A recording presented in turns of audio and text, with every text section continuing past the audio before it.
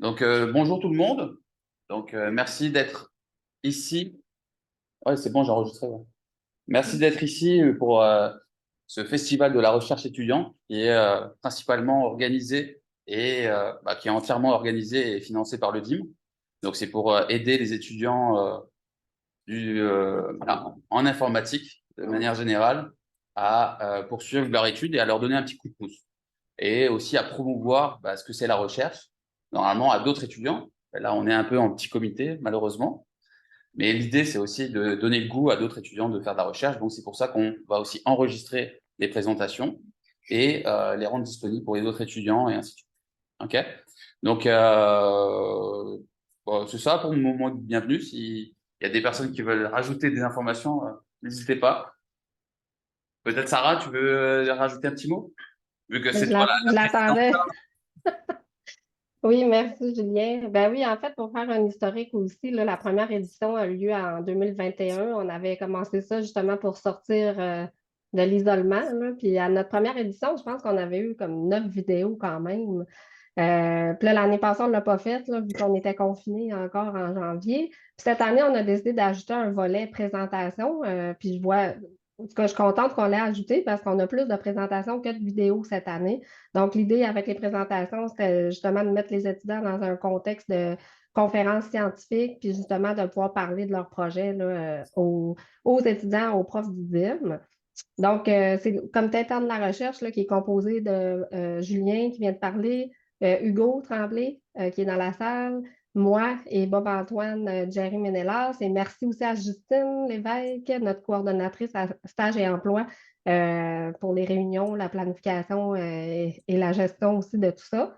Et on remercie aussi François Lemieux, hein, notre directeur de département, qui nous a octroyé quand même 5 000 en bourse là, pour le concours. Donc, merci. Est-ce qu'on voulait dire d'autres choses? Moi, pour ma part, je pense pas. Donc, aujourd'hui, je ne sais pas si Hugo, tu es dans la salle, on ne voit pas la salle. Donc, je ne sais pas si tu voulais ajouter quelque chose. Juste de donner l'ordre des présentations. Donc, on va débuter avec Justine, c'est sûr qu'il y a tout le monde. Ouais. On va commencer avec la présentation de Mme Stéphanie Vallée. Ensuite, on va y aller avec Léo Montero. Ensuite, ça sera la présentation vidéo de Stéphanie Vallée. Puis on va terminer avec Joanne. Bon. Et merci aussi aux profs hein, qui sont là en tant que spectateurs. C'est très apprécié. Ah, tu peux. Bon, on va aller 11h15. On peut y aller, même un peu en avance, c'est pas grave. C'est ça. Je ne sais pas s'il y a moyen de changer la caméra de place parce que là, on voit l'îlot avec les écrans. C'est pas tant intéressant pour le monde en Zoom. Là, ça se trouve être fait en octobre, mais vous avez dit que vous faisiez. Ouais, c'est plus tard. Ouais. Voilà. Donc là, tu vois. Ou du moins que les candidats restent à l'îlot puis que vous nous partagez les présentations. Avec diaporama à partir du début. le pointeur. Donc là, regarde, tu as toutes les informations en face. Ah, génial. Et là, pour changer. Bon. C'est bon. On est parti. Pour partager l'écran, s'il vous plaît, pour le Zoom.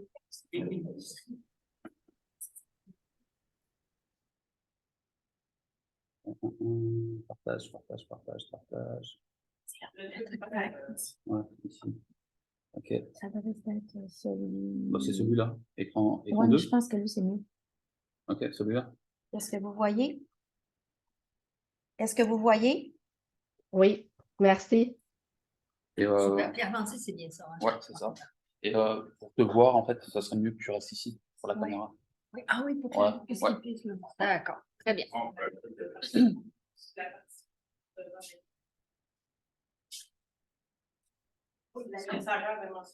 je pense que si vous restez là, on va vous voir. Sarah, est-ce que les gens en ligne, vous voyez la partie? Oui, puis le micro, il est là aussi, fait qu'on va mieux entendre s'il reste proche de la console. Le micro est à quel endroit? Oui, il est ici. Ça vienne aligné? Oui. Ah, OK, il doit être là. D'accord. Comme ça, tu te vois aussi.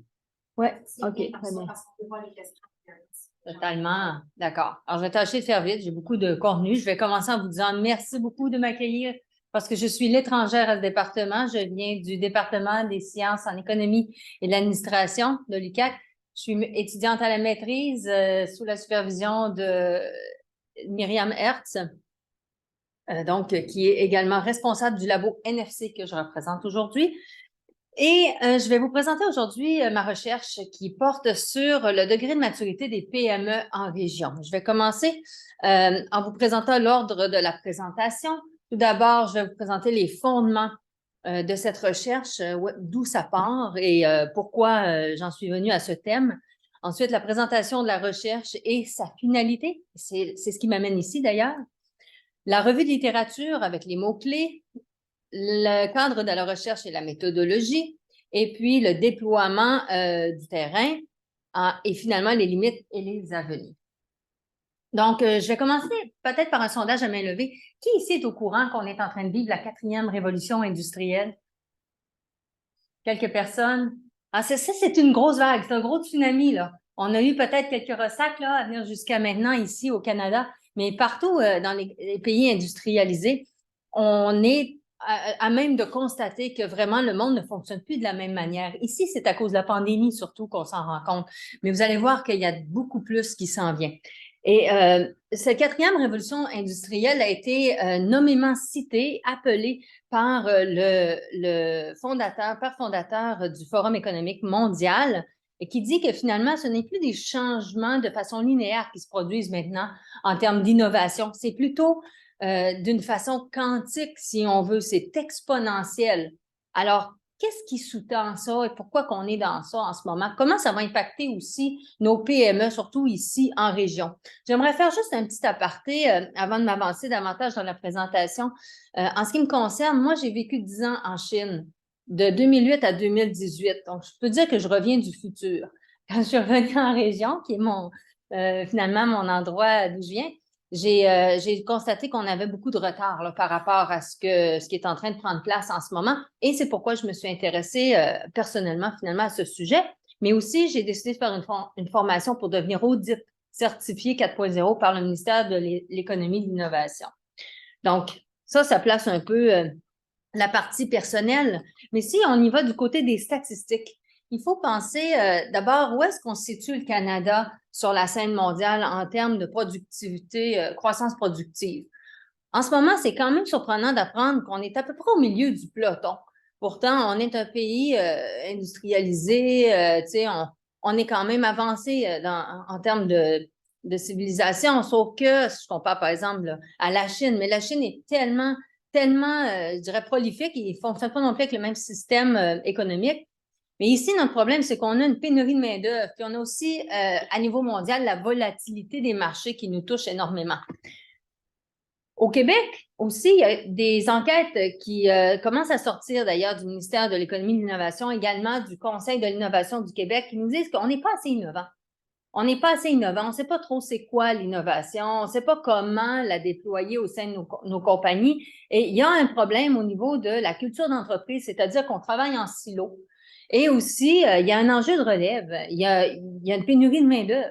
Alors, comment on fait pour innover quand on manque de monde, finalement, pour peut-être implémenter de nouvelles technologies? Mais on va voir que dans cette présentation, ce n'est pas seulement que les technologies qui sont impactées ou en fait qui vont aider la PME, les manières de travailler aussi. On a fait une petite enquête, donc dans le cadre de ma recherche, auprès de PME pour savoir, aux 35 répondants, pour savoir si vous avez une planification stratégique, ce à quoi 40% ont répondu qu'ils n'en avaient pas ou qu'elle n'était pas à jour. Est-ce que vous comptez dans la prochaine année implémenter une nouvelle technologie ou une nouvelle manière de travailler ou encore les deux? Et puis ça, c'est les réponses qu'on a eues. Alors, on a je dirais une majorité qui a dit, en fait, égal, qui a dit on va implémenter de nouvelles technologies, de nouveaux outils. On ne sait pas encore lesquels. OK? Et puis aussi, on va aussi regarder comment est-ce qu'on pourrait réorganiser nos manières de travailler, mais on ne sait pas encore comment non plus. Donc, les gens commencent à sentir sur le terrain qu'est-ce qui s'en vient, mais ils ne savent pas vraiment l'exprimer. Quand on leur demande, savez-vous ce que c'est la révolution industrielle, la 4e révolution industrielle, on nous répond que non, et en fait, on est un peu dubitatif. Alors, la recherche, c'est quoi? La recherche, c'est la question qu'on se pose, c'est quel est le degré de maturité des PME au Saguenay-Lac-Saint-Jean? Je vais vous expliquer ce que c'est le degré de maturité, à quoi ça sert. C'est une étude qualitative. Ce sont 30 PME des secteurs primaires, secondaires et tertiaires qui racontent leur usage des technologies et leurs pratiques d'affaires en lien avec le virage numérique, langage avec lequel ils s'habituent finalement, parce que c'est tout nouveau pour eux de considérer la chose comme telle. Et je vais vous expliquer comment on en est venu à ça avec le détail de la littérature, la revue de littérature, mais la finalité de la recherche, c'est de bâtir un outil d'auto-audit 4.0 avec un indice de durabilité utile pour les PME du Saguenay-Lac-Saint-Jean. D'accord? Il y a un vide dans le marché en ce moment. Les PME ne veulent pas savoir c'est quoi leur degré de maturité ou encore emprunter le virage numérique parce qu'ils ne savent pas c'est quoi et parce qu'ils se disent non prêts. Donc, cet outil va nécessiter éventuellement, je dirais, la contribution peut-être d'un étudiant en stage au département d'informatique. Je fais ma petite plug en passant. La revue de littérature, les mots-clés, l'industrie 4.0, vous l'aurez deviné, la maturité numérique et l'audit ou l'auto-audit. On va les regarder en détail. L'industrie 4.0, en fait, c'est qu'en 2011, l'Allemagne s'est posé la question comment on pourrait faire en voyant la Chine arriver à grands pas sur les marchés économiques pour garder notre compétitivité productive. Alors là, il y a une gang d'ingénieurs qui s'est regroupée et qui se sont dit, bon, ben, si on regarde les grandes usines comme Bayer, Bosch et compagnie, comment on peut faire pour les optimiser? Hein, ils se sont mis à imaginer que les machines pouvaient commencer à parler entre elles avec une technologie Wi-Fi augmentée. Vous connaissez, c'est le 5G et puis la bande fibre optique.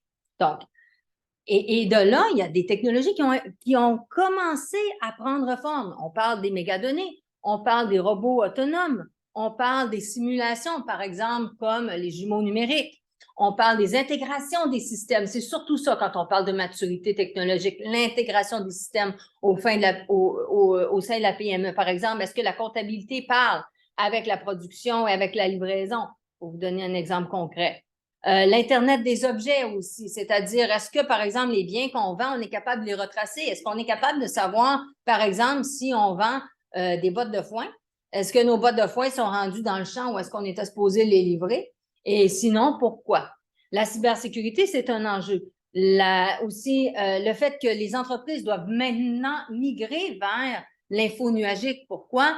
Parce que ça va leur donner une meilleure capacité sur l'info nuagique. Vous êtes à même de le savoir ici via la suite Microsoft Azure. On peut aller chercher des composantes de machines apprenantes. On peut aller chercher des composantes d'intelligence artificielle qu'on va vraiment programmer spécifiquement pour des processus internes. Donc, en fait, voici avec la réalité augmentée qui va servir au marketing, par exemple, et également le manufacturing addictive manufacturing, ça c'est comme, finalement, c'est qu'on va créer des rapports spécifiques qui vont nous permettre de voir où est-ce qu'on peut améliorer notre productivité sur le plancher de la manufacture. Mais vous savez, l'usine est en train de changer, oui, mais il n'y a pas que les entreprises manufacturières qui changent.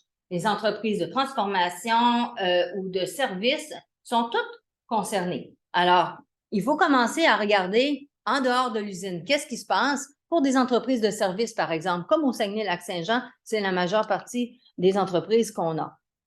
Alors, j'ai regardé plus en détail, qu'est-ce que c'est un audit 4.0? De quoi c'est fait? J'ai étudié ça pendant un an. Je me suis penchée sur différents modèles basés sur les études de Isam Hanafia et Brody et al. Donc, ces études m'ont permis de voir que, d'une part, au début, on voulait mesurer précisément où est-ce qu'on pouvait avoir un gain en productivité en réduisant les coûts. C'était vraiment très micro-ingénieur, disons. Après ça, on s'est rendu compte que si on augmente notre productivité, il faut quand même que nos gens soient capables de comprendre comment on le fait. Puis après ça, on va changer leur poste. Donc, eux autres aussi doivent savoir comment ça va les impacter et que devient leur rôle dans ce cadre-là. On va leur demander de penser différemment, on va leur demander d'interagir avec leur travail différemment.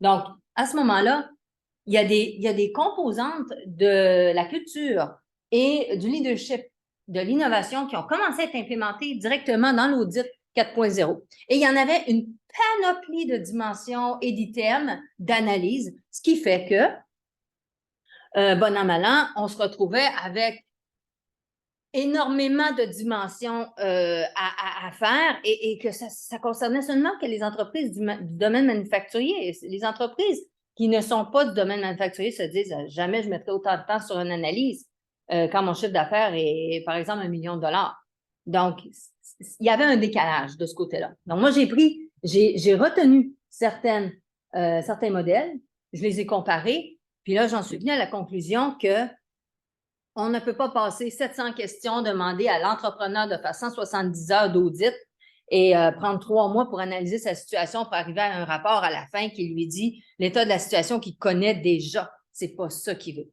On est dans une ère où l'intelligence artificielle est là, on est capable de créer des simulations avec des jumeaux numériques. Pourquoi qu'on n'utiliserait pas justement une intégration de cette technologie dans l'audit numérique? Et voilà l'idée qui est ressortie et qui nous mène sur cette recherche. Donc, j'ai simplifié un cadre pour ma recherche qui sera le cadre, en fait, c'est le cadre que je vais aller sur le terrain pour valider si c'est un cadre qu'on peut utiliser par la suite pour bâtir l'outil d'auto-audit. Et donc, ce qu'on va faire, imaginez-vous, je suis allée présenter cette idée à des sociétés économiques de développement, dont SADC du Fjord, SADC du Haut-Saguenay, SADC Maria-Chapdelaine, SADC Lac-Saint-Jean-Ouest et Promotion Saguenay. Je ne sais pas s'il y en a qui ne sont pas de la région ici, là, mais ce sont des unités de promotion économique qui aident les PME à saisir, par exemple, les subventions qui sont disponibles pour eux, les aider avec des plans d'affaires, les conseiller quand ils ont besoin, par exemple, de redressement ou de... C'est toutes sortes de conseils qu'ils offrent, mais ces gens-là n'étaient pas au fait de la 4e révolution industrielle. Ils ne savaient pas non plus que la maturité numérique allait devenir un sujet de discussion avec les PME. D'accord? Pourtant, il y a plusieurs dispositifs qui sont mis en place pour pouvoir justement moderniser les PME. Donc, à cela, c'est en train de s'ajouter en ce moment, et je peux le dire, Tourisme Saguenay, Lac-Saint-Jean. Donc, c'est dire que si on n'est pas dans le domaine manufacturier, il y a un besoin quand même. Il y a un besoin de mesurer l'évolution, la progression de l'intégration des technologies 4.0 et des nouvelles pratiques d'affaires au sein des PME. Donc, comment est-ce qu'on fait pour les mesurer? Eh bien, on part sur le terrain. On part sur le terrain et puis on a 2 objectifs de recherche. On veut modéliser la transition numérique des PME au Saguenay-Lac-Saint-Jean parce que les études concernent surtout les grandes métropoles, les grands centres, les grandes entreprises. Mais nous, à niveau régional, qu'est-ce que ça veut dire la transition numérique? Comment on s'y prend? Et le deuxième objectif, c'est d'outiller l'accompagnement de la transformation numérique des PME d'une population d'entrepreneurs qui ne sont pas encore sûrs que ça s'en vient, mais aussi de tous les secteurs d'activité, ce qui est très important pour ne pas prendre de retard dans les secteurs qui nous impactent le plus ici au Québec, par exemple le service en région. Donc, la question de recherche, c'est quel est le degré de maturité 4.0 des PME au Saguenay-Lac-Saint-Jean en 2023? La sous-question, c'est quoi les éléments clés du construit des niveaux de maturité pour l'entreprise en région? Est-ce qu'ils sont les mêmes que ceux, par exemple, de l'auto-audit du gouvernement du Québec, qui visent, par exemple, la grande PME manufacturière? Peut-être pas. Alors, ce qu'on va faire pour le trouver, c'est que on utilise cette méthodologie qualitative. On va rencontrer 30 PME. On est en train de le faire d'ailleurs, mais à l'origine, on avait fait un pilote à l'été 2022 pour bien saisir. Est-ce qu'on est sur les bons enjeux? Est-ce qu'on a les bons thèmes pour la discussion, pour bâtir notre questionnaire de rencontre? Et donc, on a choisi un échantillonnage de convenance auquel les partenaires ont participé pour aller cibler des PME qui sont bien représentatives de leur territoire, comme ça on couvre vraiment tout le Saguenay-Lac-Saint-Jean. On fait des entretiens individuels semi-dirigés de 120 minutes et les réponses vont nous permettre d'extraire les dimensions et les items qui vont bâtir la grille d'analyse de l'audit 4.0. Et on y ajoute le plus D, je ne sais pas si vous avez remarqué tout à l'heure, mais on y ajoute le plus D parce que maintenant, 4.0 et développement durable vont de pair. Avec le 4.0, on est capable de suivre l'évolution, par exemple, de l'usage des ressources et leur disponibilité. On est capable également soi-même de monitorer sa propre empreinte écologique. Donc, on y ajoute un indice de développement durable et c'est d'ailleurs la tendance qui se dessine par rapport à l'évolution des outils d'audit 4.0.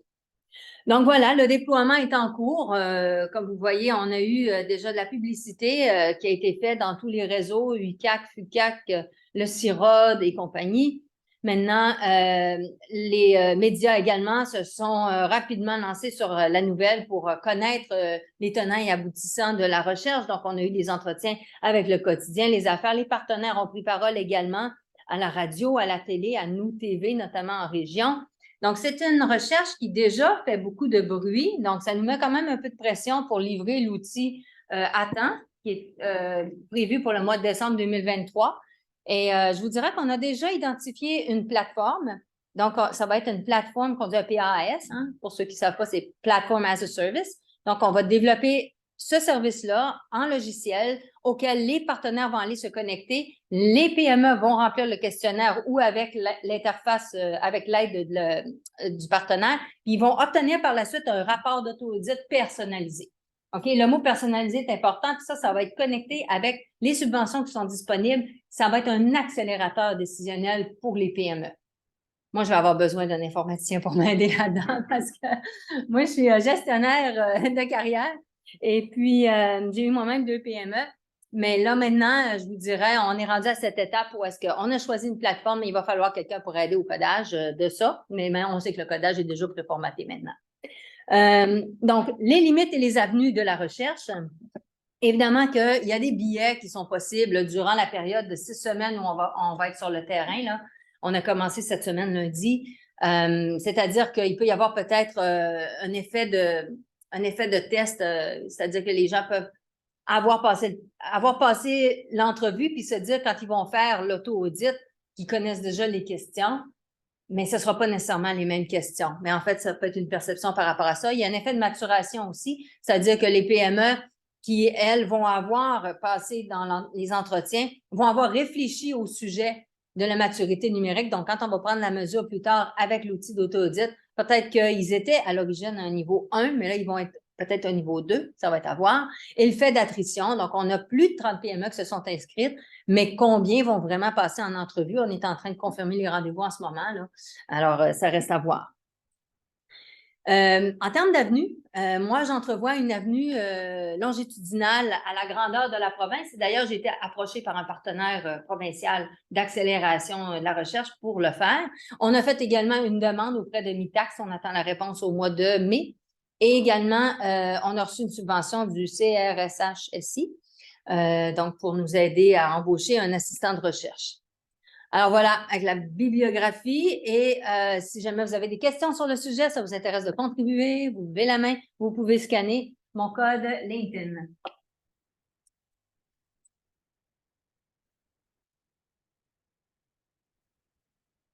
Vous avez des questions? Je vais être très ouvert, vous pouvez poser des questions. Ben oui, allez-y. Est-ce que vous avez des questions ici? Et ça va ressembler à quoi les audits 5.0? Oui, c'est une bonne question.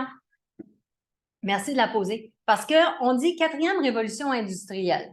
Dans la littérature, on fait un peu la distinction avec la 5e révolution industrielle. Mais il faut que je vous dise, en Chine, ils sont déjà rendus là. En fait, le virage 5.0, c'est le virage vers le service client. Le service n'est plus produit de la même manière. Le client peut lui-même désigner ce qui se passe dans l'usine. Nike, par exemple, le fait. Les grandes marques offrent aussi du NFT. C'est une démocratisation de la marque où le client a de plus en plus de pouvoir de décision sur les designs, sur le prix, sur le lieu d'origine de fabrication et ainsi de suite. Si on parle au niveau des services, on va prendre l'université parce que j'ai fait un petit mémoire aussi pour l'université en aparté pour aider Magicac. Comment ça va changer la dynamique? Selon un rapport de PwC, en réalité, c'est que l'étudiant va être considéré comme un employé, d'accord, un client employé qui est en introduction de nouvel emploi à chaque session. Donc, ça veut dire qu'à chaque session, l'étudiant reçoit une banque de services sur un continu linéaire numérique, puis il sait exactement où est-ce qu'il se trouve, par exemple. Si vous entrez dans une grande compagnie comme Unilever, le premier mois, on sait déjà qu'est-ce que vous allez faire. Des formations de ci, de ça, remplir des papiers, vos accès, tout est préformaté. Alors qu'aujourd'hui, quand on entre dans une institution comme employé ou comme étudiant, par exemple, on découvre. On appelle, on cherche, on ne sait pas trop où est-ce qu'on se dirige, mais tout le monde sait où est-ce qu'on doit aller, mais nous, on ne le sait pas. Donc, ça va changer énormément. Le 5.0, ça va être une pleine intégration de l'interconnectivité des dispositifs et l'utilisateur qui a un plein pouvoir, même jusqu'à aller sur le confort du design, selon les normes ISO 9000, machin, du UX, UI. Une question en ligne. Oui. Vas-y, David. Est-ce qu'on entend? Pouvez-vous répéter les questions aussi, les candidats, parce qu'on n'entend pas la salle Ah, d'accord. dans le Zoom. Donc, la question qui vient tout juste d'être posée par monsieur le mieux, c'était que, en somme, c'est qu'est-ce que ça sera la 5e révolution industrielle. Alors, ce sera le plein niveau de maturité de la 4e, c'est-à-dire tous les objets interconnectés, mais en plus, c'est que le client, l'utilisateur est au centre de l'expérience. Puis, soit dit en passant, je reviens encore sur la Chine, parce que c'est quand même marqué en 10 ans là-bas. Là. Pour ceux qui se demandent, oui, je parle chinois. Mais la question, c'est de savoir pourquoi ils n'ont pas appelé ça 4e révolution industrielle, eux autres. Ils ont tout de suite passé de 180 degrés là, à OK, on fonctionne de la manière de la 3e révolution industrielle, mais là, on se dirige tout de suite vers le service client pour gagner le plus d'auditoire possible, le plus de clients possible, le plus de ventes possible. Puis ici, on regarde évidemment leur taux de productivité nationale est vraiment très élevé. C'est sûr que c'est un autre régime, là, je le consens. Mais eux, ils sont tout de suite passés à ça. Puis moi, j'ai travaillé avec des firmes d'innovation puis de design et c'était très difficile d'arriver à comprendre ce changement de paradigme. C'est très difficile. Alors, quand on passe d'un niveau de maturité à l'autre, même dans la 4e révolution industrielle, c'est une mini-crise à chaque fois au sein de la PME. Il faut les accompagner. Ça ne se fera pas seulement qu'en se laissant voguer, là, comme si on descendait une rivière en kayak, par exemple. Maintenant, j'ai une question. Ouais, mais il est pas là. Une autre question ici? David avait une question. Ah, il y a quelqu'un qui parle, mais on dirait que ça rentre dans un micro. Est-ce que votre micro... Je ne sais pas si on peut... C'est son micro à lui. Madame Vallée, Oui. s'il y a des questions dans la salle, là, vous pouvez toucher les boutons verts qui sont juste au-dessus de vous. Ah, OK. Si vous appuyez, c'est difficile en... OK. Le bouton de gauche... Peux-tu peser en même temps ou bien? non, un à la fois. OK. Donc là, je pèse à gauche. Ouais, normalement, les micros ici sont activés. D'accord. Si vous appuyez sur l'autre côté, ça Ah, c'est génial. Merci. Oui, puis là, on vous voit. Ouais. Oui. Et Je donc... viens de le mentionner. Ah, oui, on voit les gens bouger. Très bien. Est-ce qu'il y avait une question de ce côté-là, encore à l'écran? Non? Rémi, t'avais-tu une question? Parce que si vous avez des questions, surtout là, n'hésitez pas. En allant chercher mon LinkedIn, Stéphanie Vallée, Stéphanie avec un F au lieu du PH. Allô? Oui. Ça fonctionne. Oui, on vous entend. Allez-y. Oui, super. Oui, c'était pas une question, c'était un commentaire ou un ajout par rapport à votre réponse sur la révolution 5.0. Oui, il y a toute une mouvance par rapport au 5.0 qui a comme trois concepts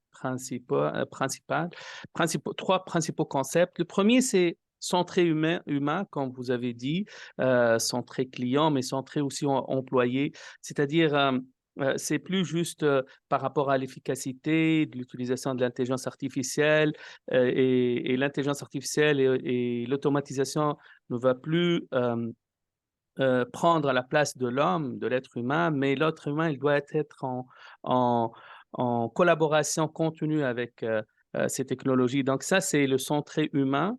Mais il y a aussi deux autres choses, suite comme une réponse à ce qui s'est passé durant la pandémie, la résilience.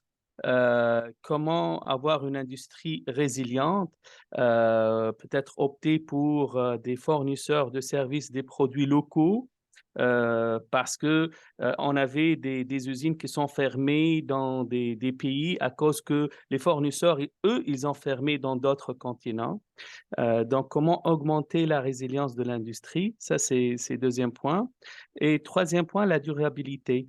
Avoir une industrie 5.0 durable, puisque le 4.0, c'était surtout sur l'automatisation, l'efficacité des résultats, l'optimisation d'utilisation de la technologie, alors que la durabilité n'existait pas et elle prenait plus de place que les 10 dernières années. Donc, ce sont les trois concepts, centré humain, résilience et durabilité. Merci beaucoup, M. Jaffar, d'avoir précisé aussi bien. Merci. Ok. Moi, j'ai une question. Premièrement, est-ce que vous êtes au DOC ou en maîtrise? Je la maîtrise, Ok. mais Ok. Là, dans votre projet, là, vous avez, d'un point de vue informatique, hein, vous avez fait une présentation qui est beaucoup de mise en contexte. ouais. Donc, nous, on utilise ça pour présenter nos recherches. Et là, vous avez présenté, OK, l'idée, c'est de créer un outil d'autodiagnostic pour l'audit. La partie technique, la partie plus-value, elle se retrouve où exactement, en fait? Parce que je ne l'ai pas vraiment vu dans la présentation. Non, c'est ça. En fait, j'avais peut-être pas saisi là, le cadrage de Non, c'est pas correct. Ouais. OK. C'est une question, Donc, en fait, comme je vous ai dit, là, à l'heure actuelle, on développe la version bêta de l'outil sur un PAS, d'accord? Donc, c'est un PAS existant qu'on va aller modifier pour correspondre à nos besoins. Et par la suite, le but pour moi, c'est de transposer ça dans un PAS serveur ici, cloud de l'UQAC, pour pouvoir en faire un projet doctoral et avoir la base de données qui va permettre l'étude longitudinale. Est-ce que ça répond à votre question? Ouais, plus ou moins. Et l'idée, là, c'est que votre produit soit beaucoup plus adapté au Saguenay-Lac-Saint-Jean. Au PME en région, on commence avec le Saguenay-Lac-Saint-Jean, parce qu'on est ici. Mais comme je vous disais, il y a une entreprise d'accélération d'innovation scientifique qui s'intéresse à ce projet-là, qu'on va rencontrer en mai, puis qu'ils voient un déploiement à grandeur de la province. On verra qu'est-ce qui va se passer avec ça. D'autres questions?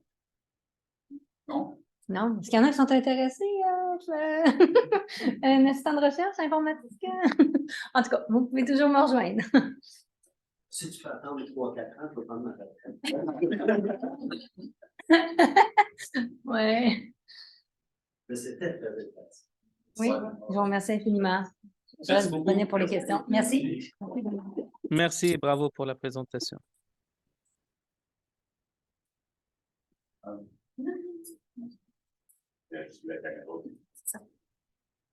Bon, le prochain, c'est Léo.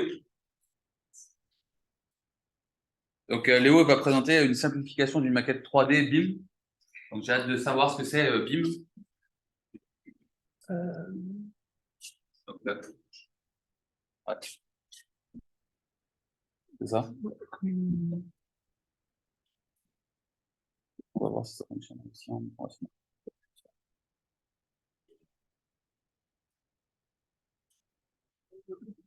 Donc, bonjour à tous, je m'appelle Léo Montero, donc je suis sous la supervision de Hugo Tremblay, je fais un doctorat en informatique. Mon doctorat se réalise aussi en partenariat MITAX avec une entreprise, donc je travaille à moitié en entreprise, à moitié en recherche académique. Donc, je vais vous présenter la simplification géométrique de maquette BIM. Donc, on ne voit pas la présentation en Zoom. Ben, en tout cas, moi, je ne la vois pas, c'est noir, mon écran. Je ne sais pas les autres. Là. Okay. Allume ton écran. Ah, non. Des fois, il faut arrêter le partage puis recommencer le partage.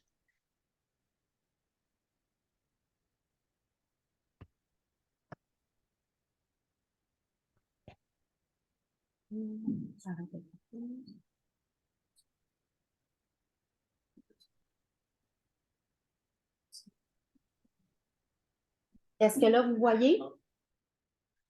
Oui, merci. C'est mieux? Oui. Donc, c'est ça. Donc, je suis étudiant donc en informatique sous la supervision de Hugo Tremblay et je suis mon doctorat en partenariat avec MITAX. Donc, je suis à moitié en entreprise et à moitié dans l'académique. Et je vais vous expliquer mon projet de recherche qui est sur la simplification géométrique de maquettes BIM. Donc, dans un premier temps, je vais vous faire une mise en contexte avec justement la définition de la terminologie BIM, LOD, etc. Et venir préciser un peu plus la problématique, quelle est-elle exactement. Dans un second temps, je vais venir appliquer cette problématique de comment est-ce que le domaine que j'étudie, répond à cette problématique-là. Puis, on va voir qu'en fait,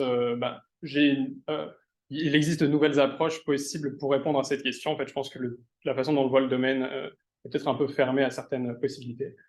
Et enfin, je vais venir montrer quelques résultats et faire une conclusion. Ma recherche est encore au début, donc ma présentation, c'est essentiellement une revue de littérature de ce qui existe déjà. Je n'ai pas encore beaucoup de contributions à ce sujet pour l'instant. Donc, pour la mise en contexte, le BIM signifie Building Information Modeling. En fait, c'est un mixte entre le domaine de l'architecture et l'informatique. Et en fait, ça va venir répondre à toutes les difficultés qui sont liées à la projet de vie d'un bâtiment. Donc, en fait, de la première esquisse de la conception jusqu'à la destruction, ça prend en place énormément d'informations, ça prend en place énormément d'entreprises, énormément de participants. Et donc, le BIM va venir faire une centralisation des données, va venir mettre un seul flux de communication. Ça va être en fait un domaine ultra vaste qui va englober tout le projet d'architecture et de vie d'un bâtiment. Notamment en répondant aux difficultés, comme par exemple, à l'époque, il y avait des plans en 2D juste papier, maintenant tout va être digitalisé, etc. D'un point de vue un peu historique, la première apparition du concept a en fait grandi un peu avec l'informatique, donc elle apparaît en 1972, et le terme BIM va être créé dans un article scientifique 20 ans plus tard, en 92.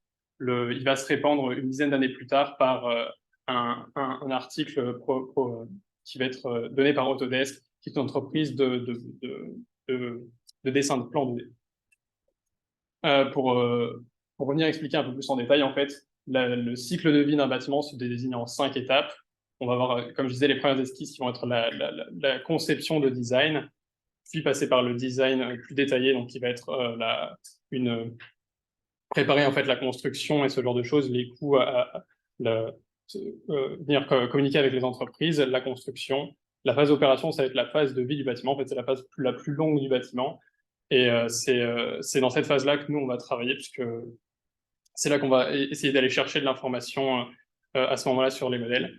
Et la phase de modification qui va être l'ajout ou la suppression de parties du bâtiment, incluant sa destruction.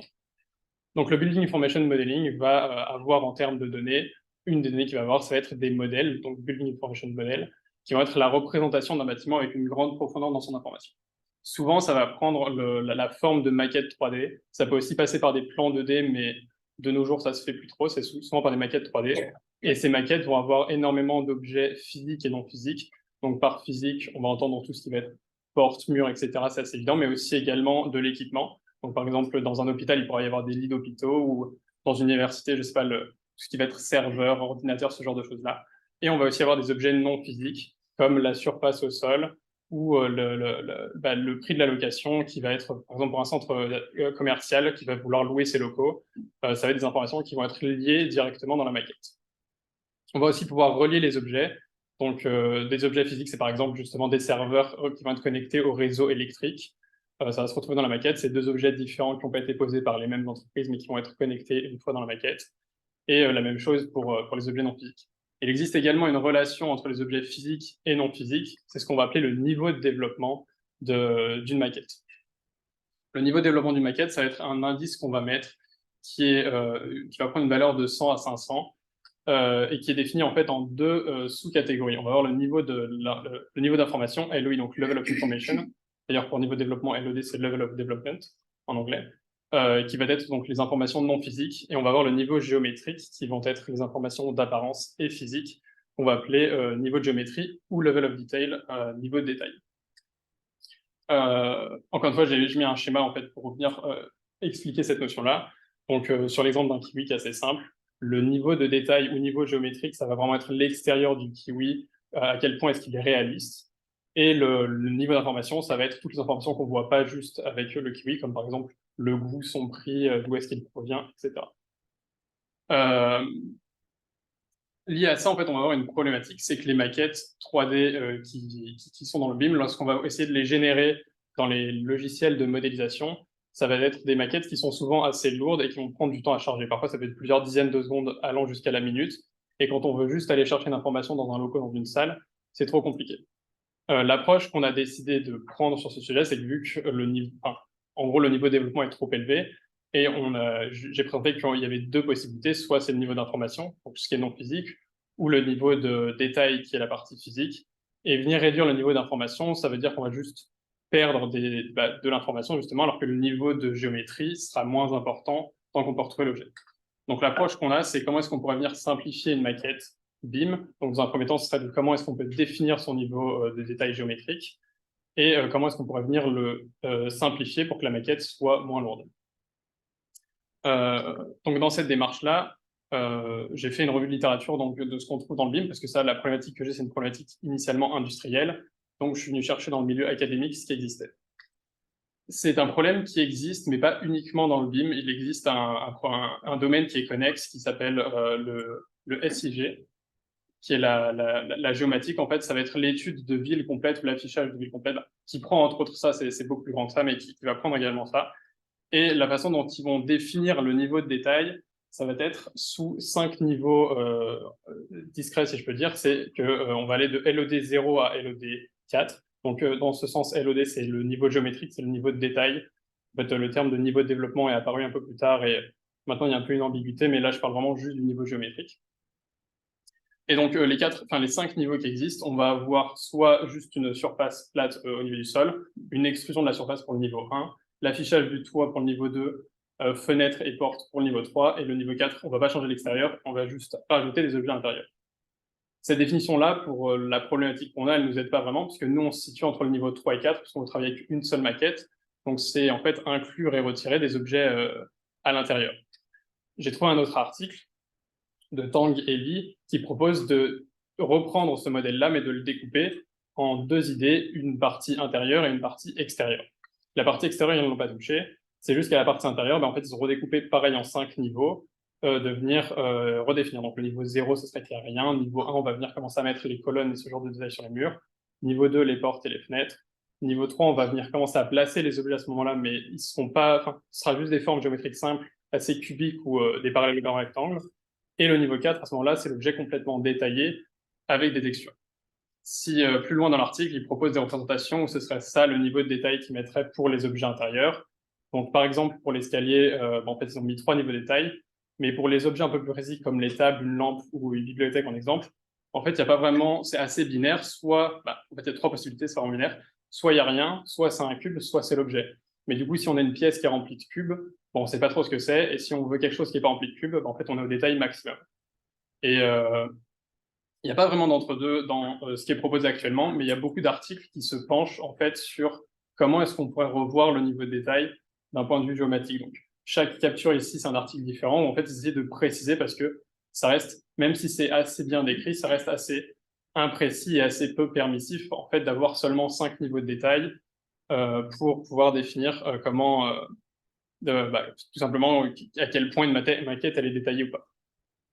La seule approche qui reprend pas ça et qui reprend plus un niveau, on va dire bas niveau et géométrique, c'est une approche où on parle de l'extérieur du bâtiment et en fait on va venir lisser les formes du bâtiment pour qu'elles soient plus simples à calculer après une fois qu'elle est affichée dans le logiciel. Donc sur la gauche, c'est un détail de quel genre d'opération ils vont appliquer. Donc on va pouvoir voir que les petites encoches, ce genre de choses vont être supprimées. Et à droite, on va voir les résultats. Donc en haut à droite, ça sera la maison initialement, et en dessous, c'est le résultat de ces simplifications-là. Sur l'échelle d'un seul bâtiment, ça n'a pas joué grand-chose, mais ça s'applique plus à justement une problématique d'afficher une ville au complet et de venir, par de petites simplifications locales sur un grand nombre de maisons, ça va venir simplifier donc la maquette. Et c'est cette idée-là que j'ai bien aimée et qui existe en fait dans un autre domaine, et c'est donc là ma nouvelle approche, c'est dans le domaine du jeu vidéo. En fait, dans le jeu vidéo, donc là j'ai pris une capture d'écran d'un jeu assez récent, Red Dead Redemption 2, qui est un des jeux probablement les plus réalistes. Et en fait, dans le jeu vidéo, on ne peut pas se permettre de définir 5 niveaux de détail et de dire, si je ne peux pas le calculer, je retire la charrette. Parce que du coup, on va juste avoir nos personnages qui flottent dans l'air et ça ne va pas être très réaliste. Du coup, comment est-ce que dans le jeu vidéo c'est défini? Je me suis basé sur un livre que j'ai trouvé qui s'appelle Level of Detail for 3D Graphics, qui va venir en fait ajouter une nouvelle métrique, une métrique qui n'est pas présente dans le BIM, qui va venir de compter le nombre de triangles pour un seul objet. Et en fait, en comptant le nombre de triangles, bah, ça va être notre niveau de détail. Plus il y a de triangles, plus il sera détaillé. Et moins on a de triangles, moins l'objet sera détaillé. Et à ce moment-là, donc, comme on peut le voir sur la figure de droite, le modèle est vraiment en fait juste composé de triangles, c'est juste que si on en met beaucoup, on ne les voit plus. Et une autre métrique va être ajoutée à ce moment-là, ça va être pour comparer en fait un modèle à un autre, on va calculer un taux d'erreur entre les deux, donc on va avoir notre modèle initial, et pour le simplifier automatiquement, on va devoir comparer les deux modèles d'erreur, un peu comme pour avoir un guide en fait de comment est-ce qu'on va venir simplifier à ce moment-là notre modèle. Et donc cette approche va permettre en fait deux façons de simplifier un objet en réduisant son niveau en réduisant le nombre de triangles, pardon. Ça va être de soit par fidélité, donc choisir le taux d'erreur, c'est-à-dire qu'on va essayer de garantir une certaine fidélité, on veut que l'objet soit très proche de ce qu'on a, et donc on va définir par exemple 5% d'erreur entre les deux, et on va avoir un algorithme qui va essayer de réduire au maximum le nombre de triangles tout en respectant cette erreur-là. Et une fois que l'erreur sera dépassée, l'algorithme s'arrête. Ou à l'inverse, on veut choisir le nombre de triangles final pour être sûr que on ne dépasse pas un certain nombre et que du coup on contrôle plus la réduction, mais par contre on aura moins de garanties visuelles. L'avantage de la première, je l'ai expliqué un peu directement, l'avantage de la première approche, c'est qu'on va avoir une bonne fidélité visuelle parce qu'on a le contrôle exactement de à quel point on va différencier nos deux modèles. Et la deuxième, par contre, on aura une meilleure performance sur nos objets. Petite remarque d'ailleurs, c'est que la simplification, remarque technique, c'est que la simplification pour minimiser le taux d'erreur de façon optimale sur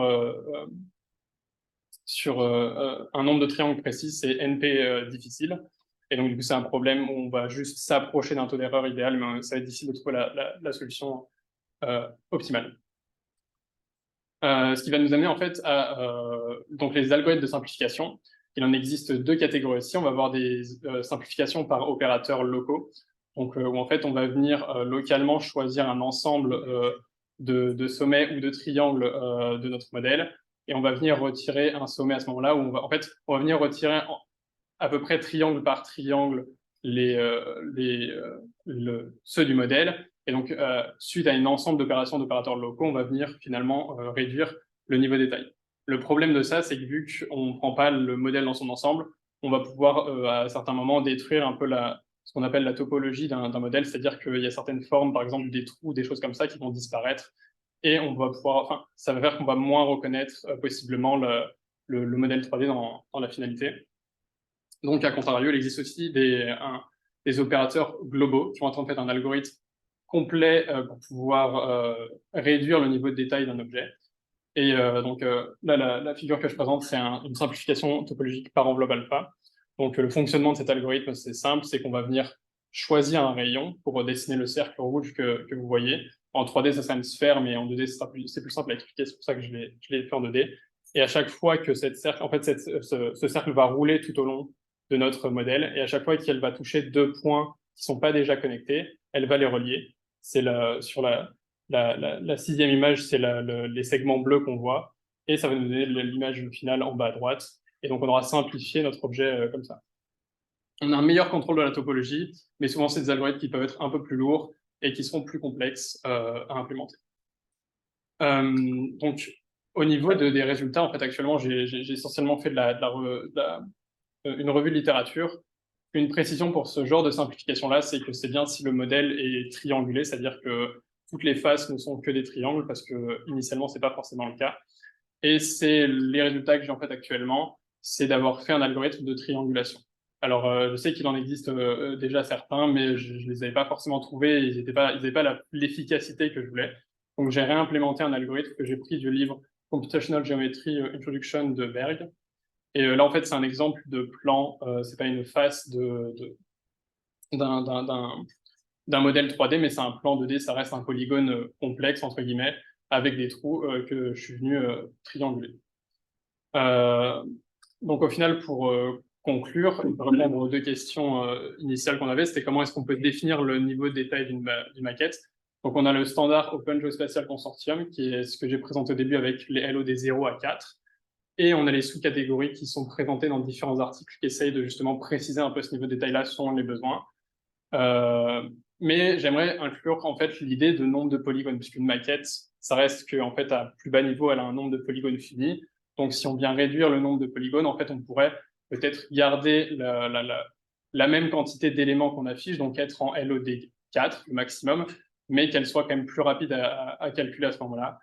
Et ça répond en fait un petit peu à la deuxième question, c'est soit pour simplifier et alléger une maquette, on retire des éléments, mais du coup ils apparaissent plus et on peut pas les retrouver, ou alors on pourrait essayer de simplifier la géométrie de l'ensemble des composants pour pouvoir les retrouver, et c'est l'approche que j'aimerais prendre avec ma recherche. Merci pour votre attention. Et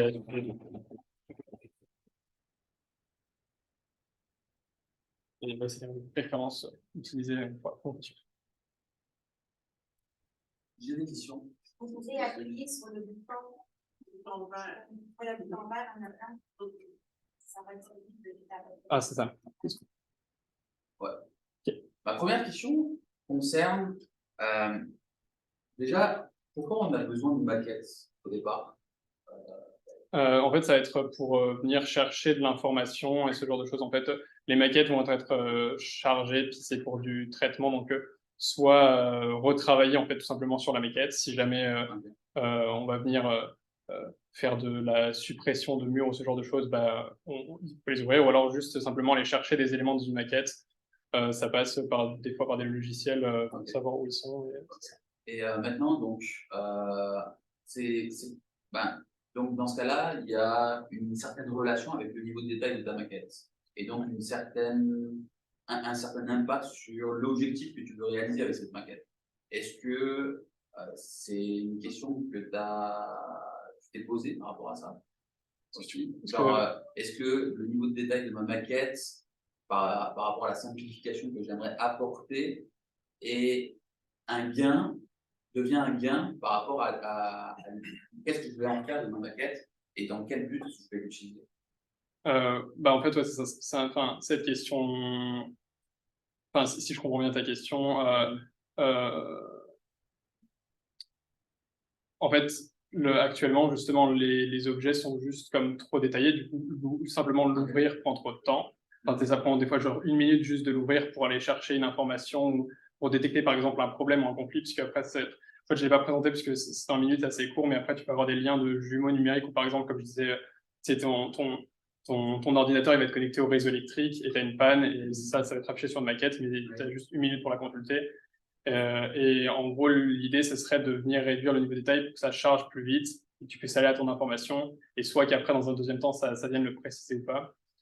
Donc, c'est plus dans une perspective j'ai un utilisateur derrière mon ordinateur, de visualiser la maquette avec certaines informations, et à partir de là, que la personne va penser quelque chose. Ouais, c'est ça. Pas directement, je prends ma maquette et après je l'envoie dans un logiciel pour automatiser un pré-traitement et calculer le facteur énergétique Ouais, non, c'est vraiment une réponse à un besoin pour un utilisateur courant. C'est pas un pré-algorithme pour un algorithme.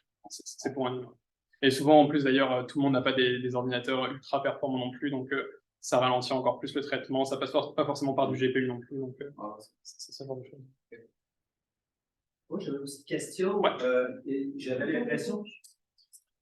J'avais l'impression que pendant la discussion, la maquette avait comme une taille donnée. On voit la maquette à une distance donnée, alors que dans la réalité, on peut zoomer, on peut s'éloigner. Puis évidemment, moi, quand je regarde quelque chose, je vois avec moi le détail, ce qui est loin que ce qui est près. Je veux dire, est-ce que ça fait partie de tes considérations, ça, que ça change beaucoup de choses?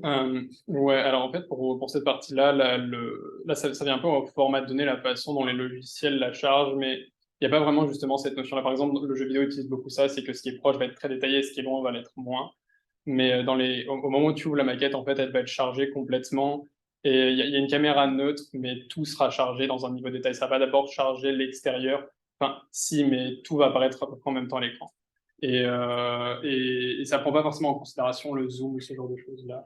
Alors, je parle là pour des logiciels qui... De point de vue, si tu regardes le bâtiment sur une face, on n'a pas besoin de charger immédiatement les éléments. Ouais, mais le truc, c'est qu'il n'y a pas de définition de l'objet qui n'est pas qui est simplifié en fait. L'objet est défini avec, je dis n'importe quoi, 50 000 polygones, puis c'est juste cette définition-là. Donc, si tu voulais que ce soit pas ultra détaillé, à ce moment-là, il faudrait le calculer, mais c'est pas le cas.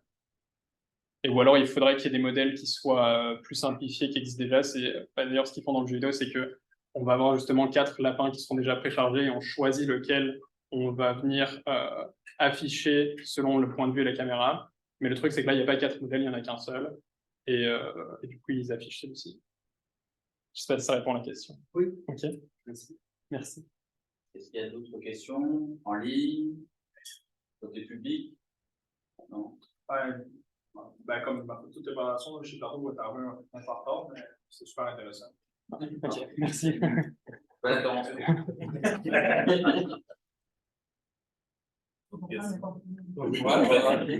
D'accord.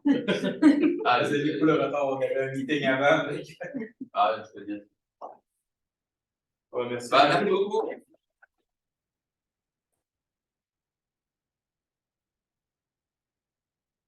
Bon, la suite. Donc là, c'est la vidéo de Stéphanie avec PH. C'est ça? Non, non, je plaisante. Tu peux arrêter avec le partage. Ouais, attends. Partage.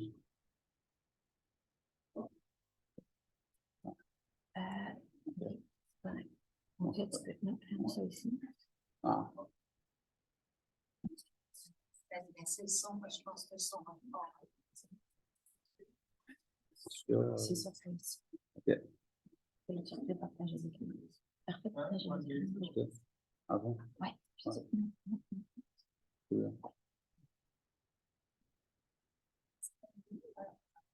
Est-ce que les gens voient en ligne? Oui. Ouais, ok.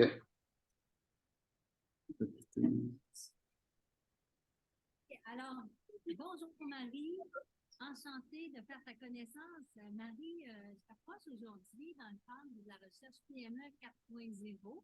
C'est une recherche qui porte sur le virage numérique des PME au Saguenay-Lac-Saint-Jean. J'ai choisi de t'inviter à cette recherche parce que tu es la propriétaire d'une compagnie vraiment très intéressante. Peux-tu nous en dire quelques mots? Oui, absolument. En fait, nous, ça s'appelle Carway.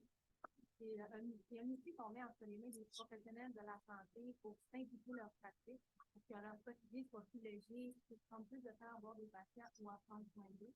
Parce qu'on s'est rendu compte que pour 1 heure de patient, on fait 1 heure de paperasse. Donc, notre système, qu'est-ce qui nous permet de faire, c'est d'automatiser toutes ces tâches. Oh, c'est fantastique. Est-ce que la création d'une compagnie comme celle-là, ça a demandé beaucoup d'efforts pour vous autres? Parce que, on va se le dire, là, vous êtes dans un domaine qui est plus connu, qui s'appelle, en anglais, on appelle ça PaaS, Platform as a Service, c'est bien ça? Oui, c'est ça. En effet, on est une plateforme as a service. Donc, ce qu'on fait, c'est du logiciel, c'est vraiment dans l'informatique. Les fondateurs, à la base, nous, on est du domaine de la santé. Tous ces deux-là, ils en fait. Donc, quand on est venu, on s'est dit, OK, là, on se monte une équipe de technologie et on s'entoure de personnes qui ont des connaissances en gestion, administration également. Donc, en moins de 4 mois, on a passé de 3 à 10 personnes dans les technologies. Ça demande plus dans les start-up, mais ça vaut la peine parce qu'on voit qu'on réussit à mobiliser les gens, on voit que ça va vraiment avoir un impact sur le système de santé. Donc, ça nous pousse à continuer et à vouloir aller encore plus loin. Vous allez être vraiment des candidats extraordinaires pour la recherche. Je t'en dis quelque chose, d'accord? La recherche, elle vise à instrumenter le virage numérique des PME en leur permettant de mesurer les progrès qu'ils font à mesure qu'ils introduisent les outils technologiques, mais aussi des nouvelles façons de travailler plus collaboratives, par exemple, en utilisant des outils peut-être comme celui que vous offrez, en tout cas dans le domaine de la santé. Donc, la recherche, c'est une recherche qualitative. On rencontre 30 PME. On va passer entre 90 à 120 minutes avec ces entreprises, une à une, dans des entretiens privés, semi-dirigés. Et puis, on va enregistrer de leur part l'expérience qu'ils ont connue et qu'ils connaissent jusqu'à maintenant dans le virage numérique. pour ceux qui n'ont pas encore commencé le virage numérique, on va discuter avec eux justement des embûches ou encore même des questionnements qu'ils ont pour justement emprunter ce virage. Donc, comme tu vois, pas nécessairement tout le monde est au même niveau, surtout qu'au Saguenay-Lac-Saint-Jean, nous, on a une représentativité dans le secteur du service qui est vraiment accrue et que très souvent, les processus d'audit 4.0 vont surtout s'adresser aux entreprises industrielles, manufacturières, par exemple. En tout cas, dans la science, c'est ce qu'on a noté dans les dernières années. Alors, vous allez être un exemple probant pour les entreprises au chapitre notamment de la diversification des services par les technologies. Vous, vos clients, qui sont-ils? Oui, nos clients, en fait, c'est vraiment les professionnels de santé. Donc, les professionnels de santé, où est-ce qu'ils se trouvent? Ils se retrouvent dans les cliniques privées, ils se retrouvent en mode aussi travailleurs autonomes et ils se retrouvent dans les systèmes de santé, donc les CIUS et les PRDP, tout ça. Donc, c'est notre clientèle, le professionnel de la santé. Pour donner des exemples, c'est autant médecins, infirmières, que nutritionnistes, kinésiologues, physiothérapeutes, chirurgiens et professionnels de la santé vraiment au sens large.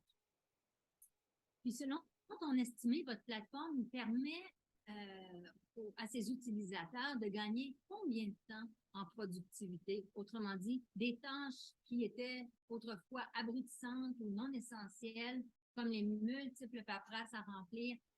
Est-ce que vous êtes capable d'établir un ratio, un pourcentage d'apport en productivité, en efficacité auquel vous contribuez par votre plateforme? Ben, ce qu'on souhaite faire, c'est automatiser 90% des tâches à valeur non ajoutée qu'un professionnel doit faire. Donc, tout ce qui est prise de notes au dossier, prendre des rendez-vous, envoyer des factures, faire la comptabilité, tout ça, on veut l'automatiser à 90%. Et en moyenne, là, les professionnels font entre 15 et 20 heures de paperasse par semaine. On voudrait qu'ils en fassent environ 3-4 heures. C'est un excellent exemple qui va pouvoir inspirer les PME de tous les secteurs au Saguenay-Lac-Saint-Jean. J'ai très hâte de vous rencontrer à cette étude et j'aimerais te montrer le formulaire donc, que tu vas recevoir, le courriel que je vais t'envoyer tout de suite après. C'est celui qu'on voit à l'écran où est-ce que tu retrouves le logo de notre recherche avec également le laboratoire NFC auquel on appartient. Et donc, c'est un questionnaire qui va nous permettre de préparer l'entretien avec vous autres pour bien situer votre positionnement actuel, puis ensuite engager la conversation là, de manière ciblée avec vous. Et par la suite, on va être en mesure de vous remettre votre tableau de bord de connectivité numérique puis votre inventaire des technologies. Évidemment, vous allez sans doute avoir un score assez impressionnant vu la nature de vos opérations et la mission aussi que vous donnez. Oui, mais ceci étant, vous allez contribuer par une participation à cette recherche à bâtir la grille d'analyse de maturité technologique qui servira d'auto-audit. Et nous, ce sera, du côté de notre laboratoire, un outil PAAS, donc Plateforme as a Service, qu'on va également mettre en ligne pour décembre 2023. Donc, vous avez même une chance de nous inspirer à travers tout ça. Ah, ben c'est vraiment génial. Donc, je vous envoie le lien et puis, écoute, j'ai très, très hâte de vous rencontrer. À la fin du questionnaire qui va prendre 10 à 15 minutes à remplir, il va y avoir un lien pour justement aller indiquer les plages où est-ce que c'est possible qu'on se rencontre, que ce soit en personne ou en visio comme on le fait en ce moment. Les deux nous conviennent et puis moi, je me déplace avec mon assistant de recherche et voilà, on fait ces entretiens évidemment sous la confidentialité, d'après les normes du éthique de la recherche de l'UQAC, voilà.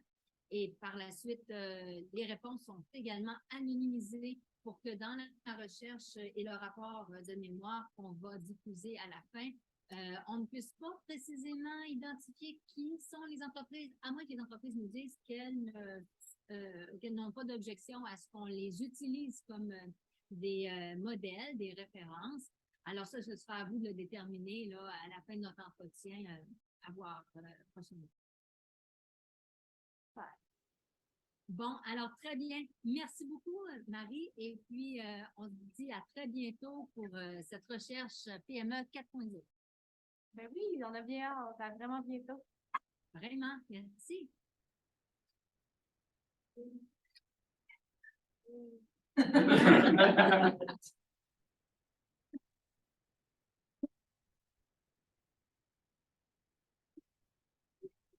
Je pense qu'elle les a entendus applaudir. Ouais, c'est ça. Je l'ai dit.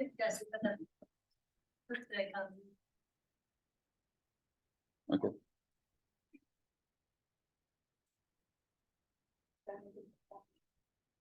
Ouais. Bon, on va passer à notre dernière présentation, donc celle de Monsieur Johan Villeneuve. Donc, il va présenter son sujet de maîtrise, développement d'une méthode d'optimisation pour la génération des horaires des infirmières afin de minimiser les... L'épuisement professionnel. C'est bon. Je pense que je l'ai traduit de même. Ça fait un gros titre à traduire. Ouais, ici. Regarde. Oui. Voilà. À partir du début. Partage. C'est celui-là qui était mieux à partager. Ok. C'est bon. J'ai ça ici. Ouais. C'est le pointeur et gauche. C'est bon. Ok, c'est juste un pointeur. Là. Ah non, tu peux changer les slides. Je pense que tu cliques sur ton écran. Que je clique sur. T'es pas dans la fenêtre, tu les trouves. T'es peut-être dans la fenêtre. C'est compliqué la technologie.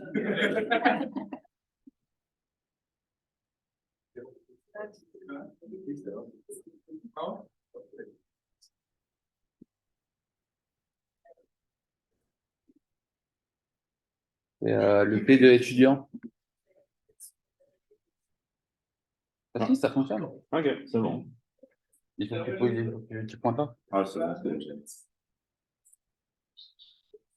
Mince. J'ai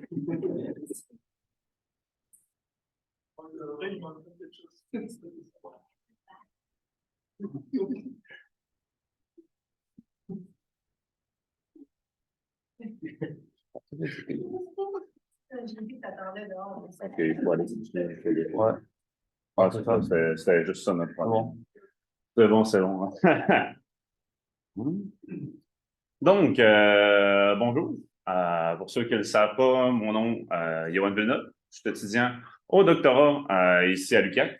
Avant d'être étudiant au doctorat, en fait, j'ai fait une maîtrise, une maîtrise recherche.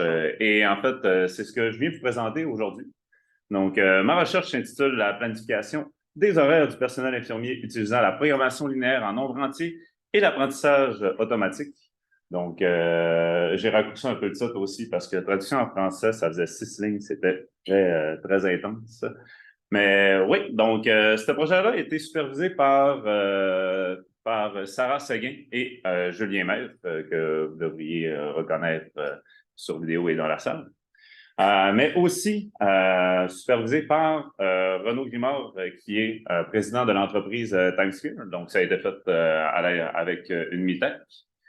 Et donc, c'est ça. Oui, donc, pour ma présentation, je vais introduire en fait la problématique. Je vais parler de mon approche pour régler ce problème-là. Je vais parler ensuite de la modélisation de mon modèle. Je vais discuter un peu des résultats que j'ai obtenus et on va finir par une conclusion. Donc, pour l'introduction, donc, je ne vais pas trop passer de temps là-dessus parce que je pense que tout le monde ici est au courant de l'état en ce moment du système de santé. En particulier, justement, dans la dernière décennie, il y a eu beaucoup de coupures au niveau du système de santé, ce qui a laissé, en fait, le personnel infirmier dans un état difficile. Donc, la charge de travail, en fait, des infirmiers et infirmières a augmenté considérablement. Puis, il y a différentes études, justement, qui peuvent backer un peu ces dires-là, dont une étude en 2020 qui a regardé sur 4277 infirmières canadiennes. En fait, ils ont remarqué qu'il y avait une infirmière sur 4 qui était testée en fait positive pour un trouble d'anxiété généralisée et de l'épuisement professionnel. Donc, c'est une problématique en fait parce que diagnostic de clinique d'épuisement professionnel, ça signifie qu'il y a des fortes chances que l'infirmière ne rentre pas travailler. Ça, c'est couplé justement avec un nombre déjà faible d'infirmières sur le marché, plus un faible taux de rétention en fait des nouvelles infirmières qui sortent de l'école. Donc, tout ça, ça crée un peu un cycle malsain où que on a moins d'infirmières pour remplir les quotas de travail, ce qui fait en sorte que il y a une charge plus élevée pour celle-ci, ce qui signifie plus de chances d'avoir des infirmières en burn-out et ainsi de suite. Donc, moi, je suis pas un psychologue et je suis pas ressources humaines ou quoi que ce soit, mais je suis bon avec les maths. Fait que, mon approche à moi, c'était d'utiliser en fait un algorithme, c'est d'utiliser un algorithme d'arbre décisionnel afin de prédire le bien-être des infirmières individuellement. Par la suite, j'utilise un modèle de programmation binaire en nombre entier pour construire des horaires pour les infirmières qui sont optimisés au fond pour favoriser le bien-être de celle-ci et limiter au fond la surcharge. Pour la première partie, ma forêt d'arbres décisionnels. En fait, une forêt d'arbres décisionnels, c'est quoi? C'est un ensemble d'arbres de décision qui tous prennent une valeur en entrée. Par valeur, je veux dire, ils prennent une entrée de données, par exemple, une semaine de travail d'une infirmière. Et à partir de les différentes caractéristiques de cet horaire-là, vont ressortir une prédiction. Donc, à droite et à gauche, en fait, sur ma présentation, on peut voir que c'est 6 arbres décisionnels qui font une prédiction sur une catégorie. Donc, soit A, B ou C. Donc, pour l'entraînement, cette information-là, justement, la catégorie est déjà connue. Et donc, là, justement, tous les arbres, eux, vont faire une prédiction. Et ensuite, il y a un système de vote par majorité qui va décider si c'est quoi la valeur qui va être réellement prédite. Donc, soit c'est un vote que c'est la catégorie la plus votée qui gagne, ou sinon, ça peut être aussi une prédiction d'une valeur numérique, sous quoi on va faire une moyenne de toutes les prédictions. Donc, bien sûr, ça prend des données pour entraîner un arbre de forêt décisionnelle. Donc, moi, j'ai reçu 1 an de données de la part du CIUSS du Saguenay-Lac-Saint-Jean. C'est 1 an de données sur une unité de travail infirmier. Donc, ça me donnait de l'information sur la date et l'heure de chaque corps qui a été travaillé par les infirmières. Donc, on parle autant de temps régulier que temps supplémentaire. Puis aussi, ça me donnait de l'information sur les congés des infirmières. Donc, pas juste les congés, mais en fait les congés imprévus, les absences, congés maladie, assurance invalidité et autres. Donc, tout ça, c'est construit sur 14 jours. Donc, avec tout ça, j'avais mes données, mais en fait, j'avais pas vraiment de valeur à prédire. Donc, il a fallu que je conçoive une heuristique que j'ai appelée score de bien-être. Donc, mon heuristique, au fond, c'est une valeur de 0 à 10 qui signifie justement qui signifie le bien-être de l'infirmière. Donc, 0 signifie que l'infirmière va très bien, probablement que c'est une nouvelle infirmière qui n'a jamais travaillé. Et 10, ça signifie le pire score possible. Donc, dans ce cas-là, en fait, généralement, c'est une infirmière qui est en arrêt de travail. Ce score-là, il est influencé par 3 types de risques qui sont des sous-fonctions que j'ai paramétrées afin d'obtenir une heuristique qui avait du bon sens. Pour le premier risque, en fait, ça va aller pénaliser le score pour tous les corps qui ont été travaillés hors contrat. Donc, ça, c'est simple. C'est une infirmière, quand elle est engagée pour faire soit des corps de jour, de soir ou de nuit.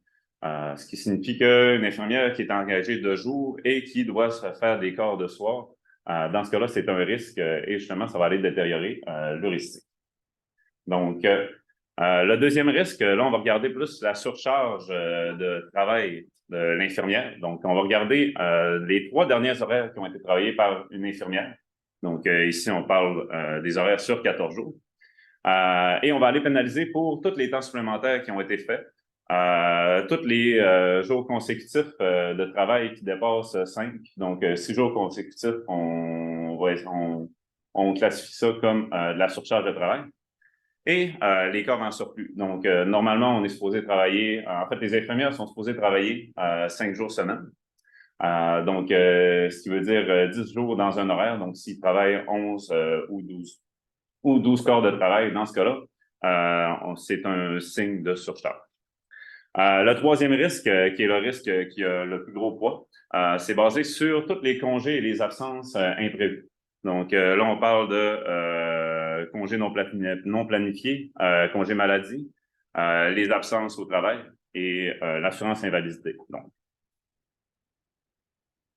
Donc maintenant, j'ai mes données et j'ai aussi une classification pour chaque horaire travaillé par une infirmière. Par exemple, moi, je veux pas prédire c'est comment que l'infirmière va se sentir durant sa semaine de travail. Plutôt, moi, je veux regarder par rapport à la semaine de travail qu'elle va travailler. Est-ce que ça va mener à un arrêt de travail? Donc, on veut plutôt regarder son score de bien-être à la semaine d'après. Donc, si l'infirmière a fait un burn-out à la semaine suivant un certain horaire, dans ce cas-là, il faut le capturer à l'avance. Il faut reconnaître ça. Donc, mon modèle, lui, il reçoit un horaire T, puis il va ressortir un score, une prédiction d'un score à l'horaire T+. Ce qui ressemble à ça pour mon Random Forest. Ensuite, pour mon modèle de programmation linéaire en nombre entier. Donc, j'utilise justement l'optimisation mathématique pour générer des horaires. Les horaires, il faut qu'ils favorisent le bien-être des infirmières et il faut aussi qu'ils respectent le quota de travail de chaque plage horaire des infirmières, plus la convention collective et autres. Donc, tout ça, si vous regardez le petit coin, les petits carrés à gauche, en fait, ça, c'est des paramètres qui sont connus à l'avance pour le modèle. Donc, vous pouvez voir que j'utilise en fait le score de bien-être ici. J'utilise aussi des préférences d'horaire. Donc, les préférences d'horaire, ça, c'est une donnée que j'aurais aimé connaître. Donc, c'est quand les jours que les infirmières voulaient travailler. Malheureusement, c'est pas quelque chose qui était disponible durant ma recherche. Donc, pour le bien du projet, on les a générés de manière aléatoire, ce qui nous permet quand même d'avoir des résultats intéressants. Donc, tout ça, c'est envoyé à un ILP, donc Integral Linear Programming Model. Et ça va nous ressortir un horaire. Un petit peu de notation. Donc, j'ai 3 ensembles pour mon modèle. J'ai un ensemble d'infirmières. J'ai un ensemble de jours. Donc, c'est des horaires, encore une fois, sur 14 jours. Et j'ai 3 périodes de travail. Donc, une période de jour, de soir et de nuit. Chaque période de travail est bien sûr de 8 heures. Dans mes infirmières, j'ai des infirmières internes. Donc, ça signifie toutes les infirmières qui font partie de l'unité de travail. Donc, c'est ça. Pour les infirmières externes, ça, c'est les infirmières qui ne font pas partie, en fait, de l'unité de soins. Donc, ça arrive en fait, ça arrive souvent qu'il y a des infirmières qui se promènent d'hôpital en hôpital puis d'unité en unité pour remplir les trous. Donc, ça, c'est des infirmières que je considère dans mon modèle. Mais bien sûr, on va vouloir éviter d'utiliser ces infirmières-là le plus souvent possible, vu que c'est volatile comme force de travail. Pour mes variables, donc les variables, on a 2 variables binaires. On a X et TS. Donc, X, lui, va être égal à 1 à chaque fois qu'on affecte un corps de travail à une infirmière. Et on a le TS qui est le même principe, sauf que c'est lors de l'affectation de temps supplémentaire. On a aussi une variable pénalité qui, elle, va être influencée par une variable qui est pas une variable, mais qui va être influencée par une contrainte qui est dite douce. Donc, c'est une contrainte qui n'est pas obligée d'être respectée par le modèle, mais qui risque justement de détériorer la solution. Donc, le modèle veut quand même éviter d'augmenter la pénalité. Ma fonction objectif, donc, il y a beaucoup de sommations et de trucs à regarder. J'ai essayé de construire ça dans 5 points principaux. Donc, ici, on veut maximiser la valeur de justement cette fonction-là. Premièrement, la première partie de la fonction, c'est d'attribuer des corps de préférence à une infirmière I. Donc, vous pouvez voir que si justement on a un ici et on a un aussi pour la préférence, dans ce cas-là, on va avoir une multiplication par le score de bien-être. Ça implique quoi? Ça implique que les infirmières qui ont un haut score, donc les infirmières qui sont à risque de surcharge, vont ont en fait plus de chances de se faire attribuer des corps de préférence. Donc, le modèle, il y a tout avantage à justement donner des corps de préférence aux infirmières. Sinon, ça, c'est la seule partie qui bonifie la fonction. Sinon, on commence à pénaliser. Donc, la partie 2, on va pénaliser pour les corps de travail que le modèle assigne aux infirmières, dans le fond, hors contrat. Donc, encore une fois, une infirmière de jour devrait faire des corps de jour. Si le modèle assigne de soir, dans ce cas-là, il faut pénaliser. Donc, on voit qu'on a une multiplication par 100 ici. Donc, ça, c'est pour dire que c'est un poids pour le modèle. Donc, ça signifie que le modèle a plus avantage à donner des corps hors contrat que du temps supplémentaire, qui est ma troisième partie ici. Donc, on voit qu'on multiplie par 400. Et c'est ça, on va aller pénaliser pour les temps supplémentaires qu'on donne aux infirmières.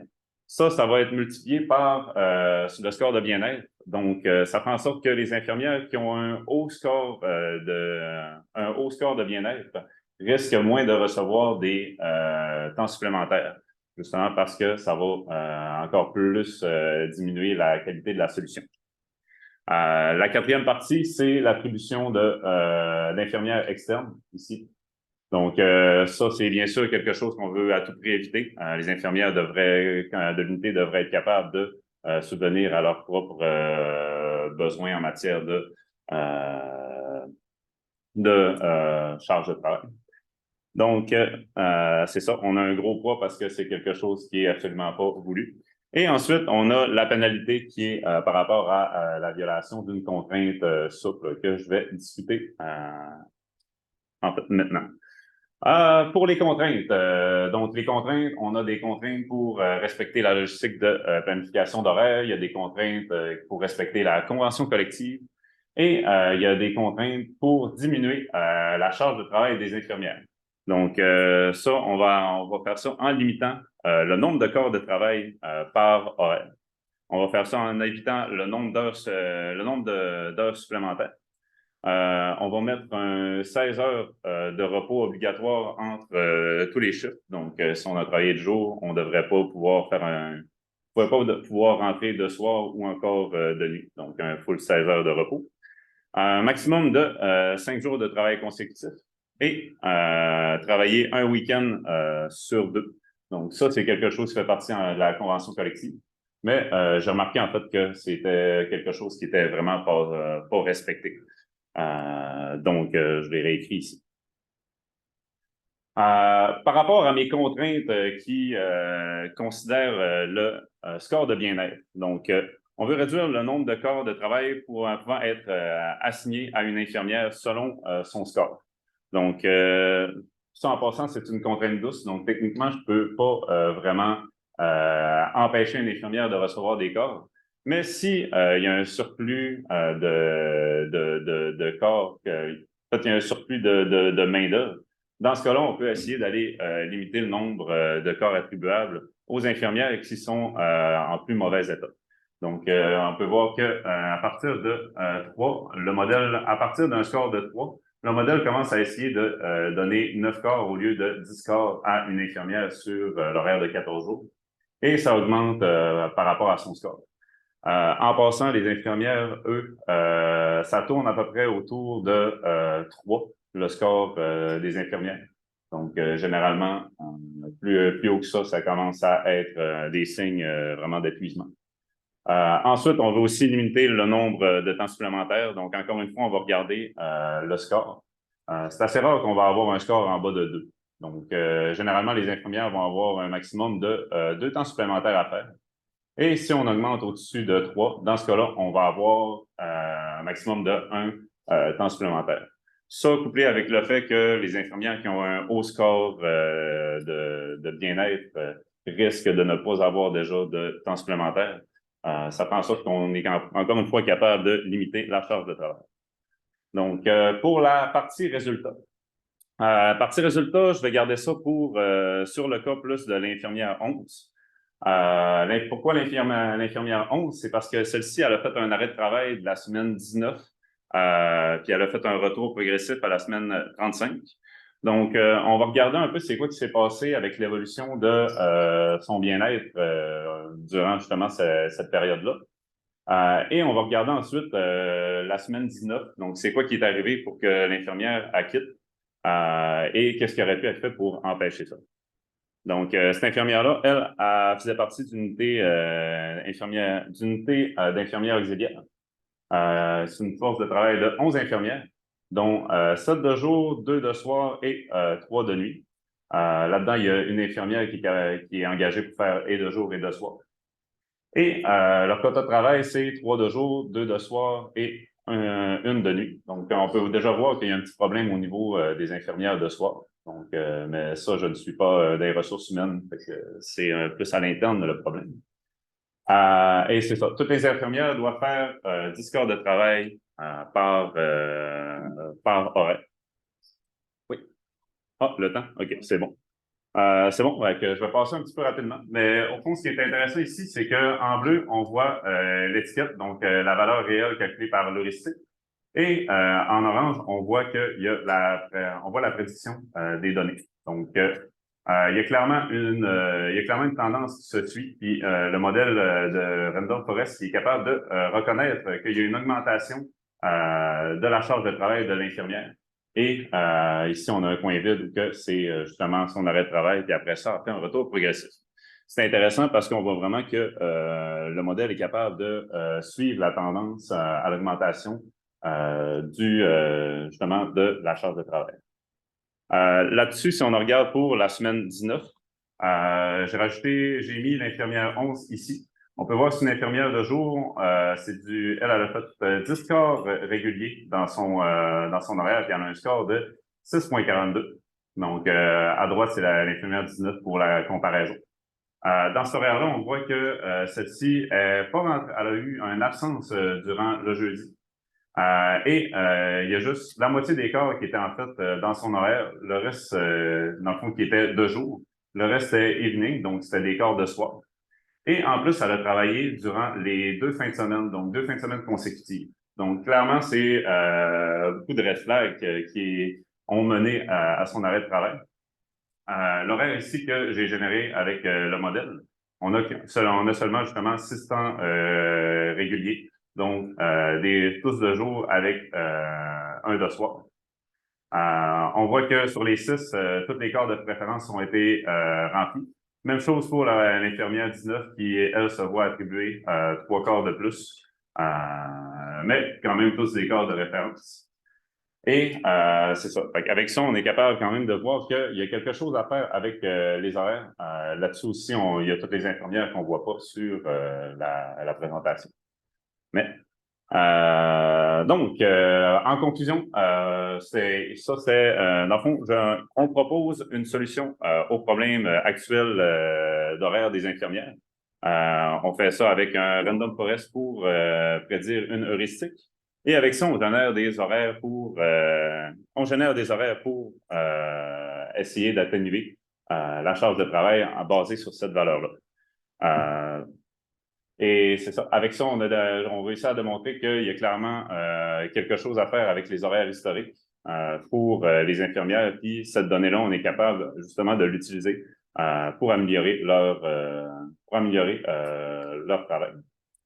Et c'est ça. Donc, Future Work, donc si ce travail-là était à continuer, ce serait regarder, en fait, ce serait regarder à recevoir d'autres données qui pourraient soutenir justement le modèle présent. Regarder s'il n'y a pas d'autres modèles aussi qui pourraient être entraînés, qui seraient peut-être plus intéressants. Regarder aussi au niveau du modèle d'optimisation si on ne serait pas capable d'avoir une comparaison avec un modèle stochastique où on utiliserait plutôt la probabilité, on utiliserait une valeur de probabilité basée sur le score de bien-être qui est prédit. Donc, ça va ressembler à ça pour ma présentation. Merci beaucoup. Désolé pour avoir dépassé le temps.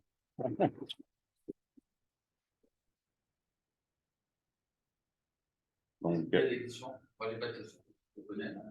Bon, moi, j'ai une question toute simple, en fait, c'est que tu dis à l'avenir, on pourrait faire ça, il pourrait être fait ça, mais est-ce qu'il y a une volonté de la part du CIUS, par exemple, d'aller de l'avant avec ce projet-là? Non. Ben, oui, mais quand vient le temps de vraiment dire OK, ça serait cool que on teste ça avec une unité de travail, est-ce qu'il y a y a-tu des ressources humaines, genre des superviseurs qui sont prêts à travailler avec un étudiant pour justement développer ça? Mais silence radio, il y a toutes sortes de problèmes, ils savent que ça va pas bien, mais. De toute façon, ça fait partie des 80% des projets informatiques. Ah, mais c'est ça, ça aurait été vraiment plaisant de tester ça sur le milieu, puis justement travailler avec une unité de travail, mais malheureusement, c'est ça, ça n'a pas vraiment eu lieu. On a essayé, mais c'est ça. C'est bien intéressant, mais quand on commence à vouloir faire des changements, c'est là que ça bloque dans le système. Fait que, oui. On va faire un parallèle avec l'ancienne vie.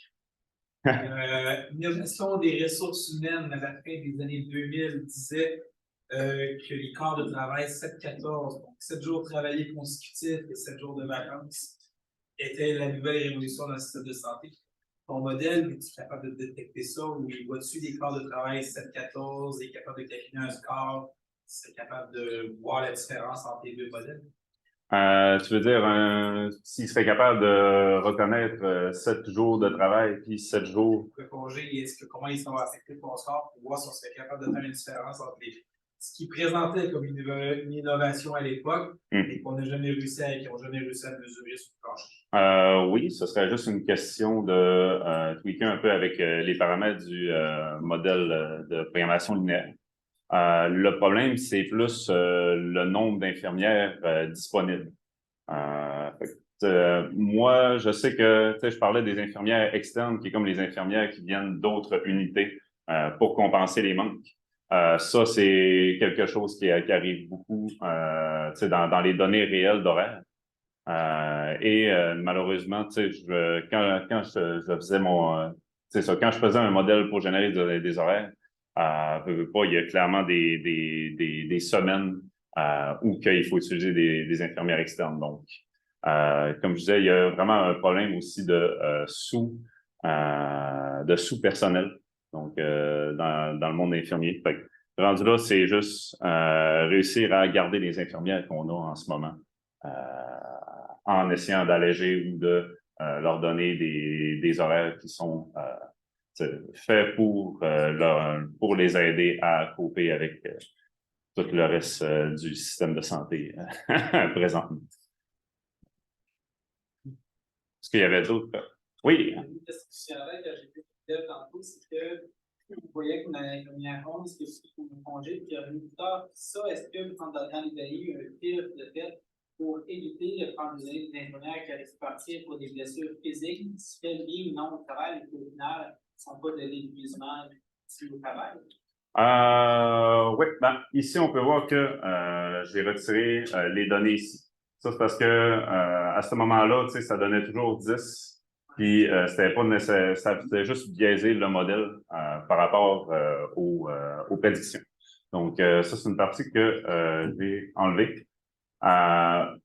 Mais en tant que tel, non, c'est ça qui est un gros problème, c'est que dans mes données, j'avais pas d'informations sur pourquoi les infirmières y partaient ou pourquoi, tu sais, il y avait une absence. Il n'y avait pas de raison donnée, il y avait juste pas de données par rapport à ça.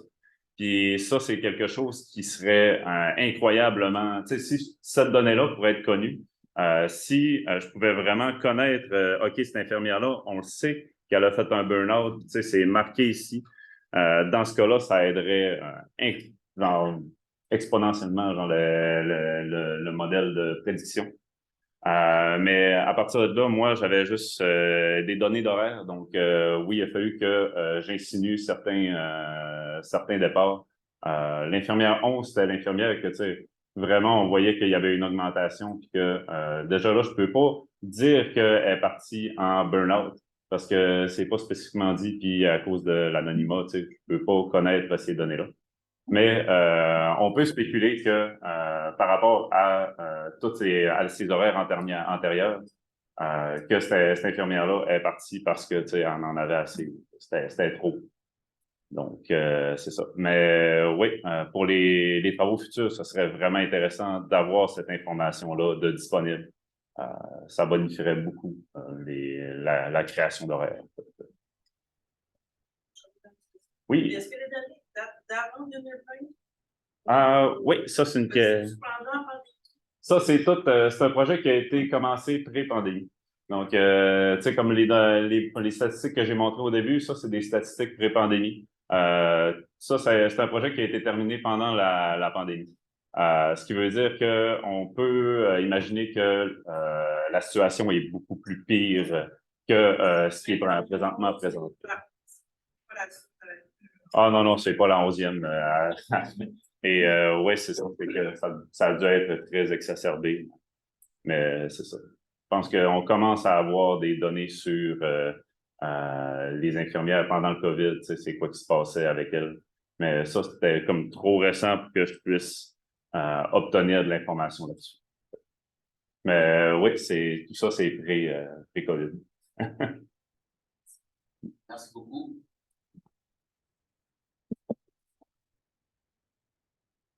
Là, bon, nous, on va se retirer pour aller libérer le jury et et après, on va revenir pour annoncer la liste des gagnants. C'est bon? Le petit papier. Oui, le petit papier, c'est pour les. Ah oui, ouais, et les petits papiers, c'est pour désigner vos cœurs publics. C'est bon?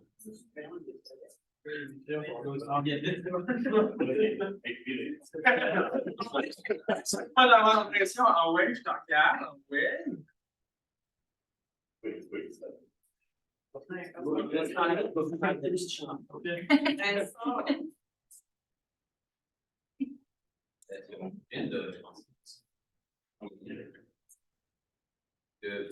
Que la coopération suisse au niveau de l'implantation d'une unité qui n'était pas plus menaçante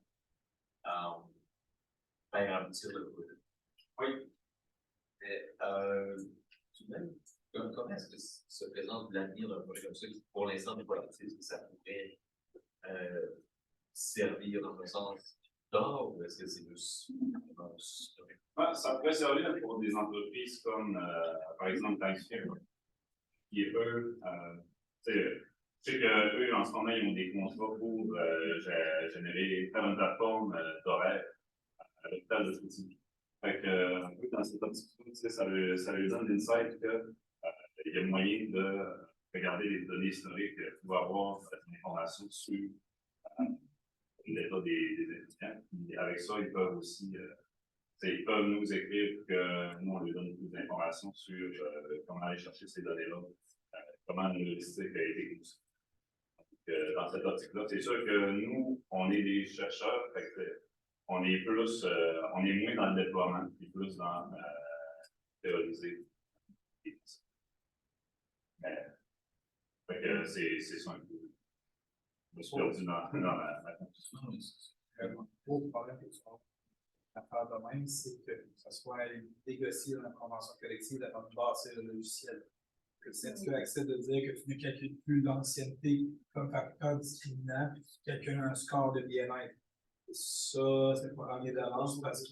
Oui, mais l'affaire, c'est que l'ancienneté, c'est juste un paramètre de plus dans le modèle.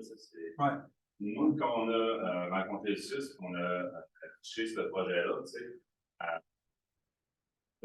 après avoir donné l'idée, là, tout d'un coup, c'était comme, oh non, mais ça ne marchera pas. Nous, on prend les congés 3 mois à l'avance. Puis, non, ça va être trop compliqué. On n'a pas les ressources nécessaires pour implémenter ça. Tout ça, on a essayé de lui dire qu'au final, c'est un modèle mathématique, c'est des paramètres, c'est des fonctions. En tant que tel, là, les congés, on est capable de les modifier de dernière minute. On a juste à changer un 0 pour un 1. On régénère un horaire. Et c'est beau, mais eux, ils ne voient pas comment le fonctionnement de ça est fait. Non, parce que tu parles des personnes qui n'ont pas de même connaissance mathématique que nous autres, et eux, ils ne sont pas capables de comprendre que mathématiquement, ça peut s'adapter. On parle, c'est surtout des personnes qui passent. Eux, je pense que les ressources humaines, c'est ressources humaines directement, c'est tout en tête. Mais les gens qui s'occupent des horaires en tant que tel, ils disent que c'est 80-90% de leur temps à juste construire un horaire, passer une feuille d'appel. Oui, du monde, ça ne marche pas. Rappeler, dire il y a un bonus, se rendre dessus, ça ne marche pas. C'est comme ça, le fait aussi que le même faire en horaire, ça aussi te pointe pas de c'est pas mon Japon. Oui, exactement. Eux, la majorité de leur temps, du temps qui devrait être alloué à bonifier l'expérience des infirmières, à améliorer leurs conditions de travail. Finalement, ils vont juste passer tout ce temps-là à essayer de remplir les horaires. Quand c'est quelque chose qui, eux, ils font tout à la main, comme si ils préparent ça 3 mois à l'avance. C'est quand même archaïque. Il y aurait moyen de, il y aurait ça, puis en même temps, moi, je le demande, il y a moyen aussi d'aller aider avec l'apprentissage de machine. Ça, la création d'horaires, mais ça, c'est. Après ce qu'on a vu, quand on a le temps de dire, OK, y a-t-il des gens intéressés, es-tu capable de nous trouver des superviseurs? Là, tout d'un coup, c'était un gros blocage, c'était assez apparent. C'est Yoann, pour moi? Oui. Yoann, c'est vraiment ça qui est très intéressant. Sur le point de vue de la gestion, la logistique opérationnelle, là, moi, j'ai géré un centre d'appel, j'avais 400 employés. C'est une compagnie, qui est belle. Okay. Les autres, je veux dire, ils sont déjà en avant avec justement beaucoup de Power BI. Et en général beaucoup des stats. Mais eux autres ne sont pas habitués juste de gérer avec des stats. Fait qu'il y a une culture d'entreprise à changer. Puis après ça, il y a une histoire de panneau de fois en tout à ce bord pour pouvoir dire comment ça va nous apprendre. Et 5 ans avant de ton temps, 5 ans avant de ton temps. Ça, c'est sûr que pour ce projet-là, ça aurait été moins le tableau de bord. C'est ça. C'est peut-être ça aussi qui était le stress. Et je peux comprendre aussi que c'est stressant de dire, oh merde, si ça ne marche pas, ben, il va y avoir encore plus de job parce que on voudrait la façon pour. C'est une super belle base pour bâtir un PAS. C'est-à-dire une plateforme. Ah, oui.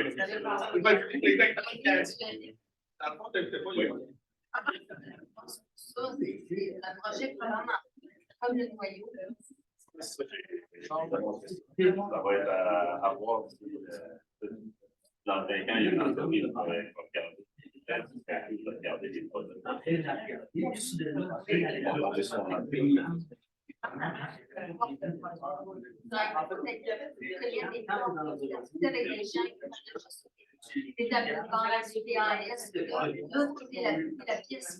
Je pense que c'est ça un peu le problème avec moi, c'est que je ne suis pas un entrepreneur. Je suis dans mon bureau.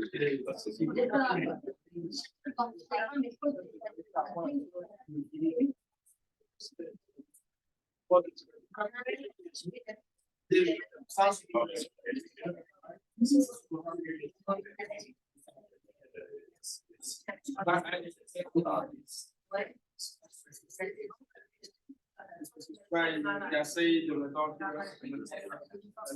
là, je veux savoir les données, c'est compliqué parce que là,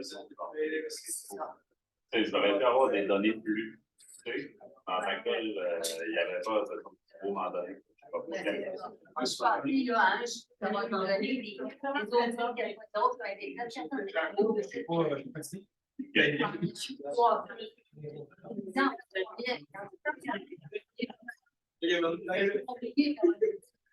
On ne voulait pas aller là-dedans. Mais qu'est-ce qu'il y a? On ne sait pas. C'est une question que j'avais, c'est que vous savez, en entreprise qui sont prêtes à tester le modèle pour faire des. En fait, nous, on leur pose des questions en supplément. On fait une idée de notre vie. Là, on va pouvoir se donner si un tel âge, là, ça va changer les inactivités. Mais au niveau performance de l'application, parce que ça les comparer avec des outils réels. Alors, ça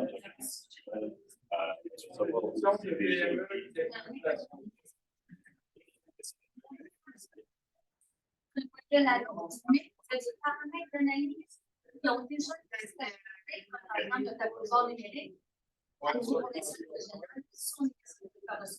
Dans le rapport d'analyse. Dans les 95% d'entreprise, c'est donc qui est compliqué.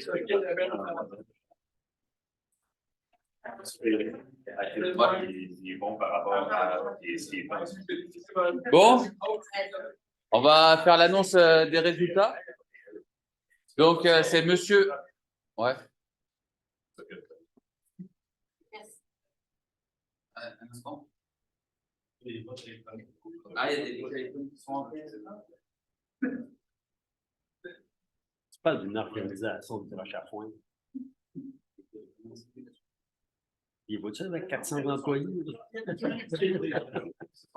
Monsieur Papa, monsieur Allé.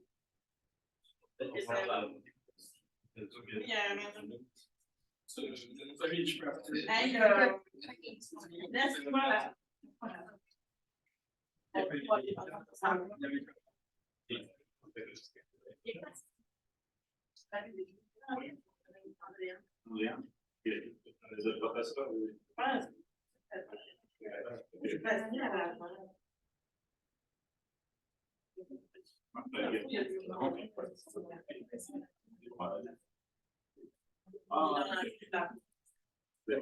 Bon, donc, monsieur Lemieux, directeur de notre cher département, au département, vénérable, va présenter les résultats.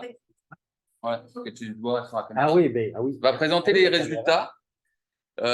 Et juste à savoir que le coup de cœur, là, c'était très serré. Donc, voilà. Là, tu peux annoncer les coups de cœur. Il y en a un qui n'était pas serré. Ouais, il y en a un qui n'était pas serré, l'autre, il était serré. Mais, vas-y, tu peux annoncer les grands gagnants. Alors, au nom du département d'informatique et de mathématiques de l'Université du Québec à Chicoutimi. Non, bon, alors le premier prix, 1 000 $ va à Yann Villeneuve. Le deuxième prix de 700 à Léo Montero. Le troisième prix à Stéphanie Vallée de 500 $. Le coup de cœur de 250 $ va à Johan. Mais il y avait des prix pour les vidéos. Et là, il y a un roulement de tambour, là, parce que le suspense. Alors, suite à une longue délibération, pour la vidéo, le prix de 1 000 $ va à Stéphanie. Et Ça donne qu'il y avait un coup de cœur pour les vidéos aussi. Donc, ça va à Stéphanie aussi. Merci à tout le monde d'avoir participé. C'est vraiment étonnant. Moi, il y a une chose que je remarque. D'une part, c'est qu'il y a des non-informaticiens qui s'intéressent à l'informatique aussi. Et je suis très heureux de ça. Et j'espère que tu as pu voir aussi qu'il y a des informaticiens qui s'intéressent à autre chose que des informatiques. Bon appétit. Merci, merci beaucoup, Sarah, Hugo. Et puis, Julien, pour avoir organisé l'événement dans les circonstances, surtout. Et Justine. Bon, j'arrête pas de la remercier. Merci, Sarah. Bye, bonne journée. Bravo à tout le monde.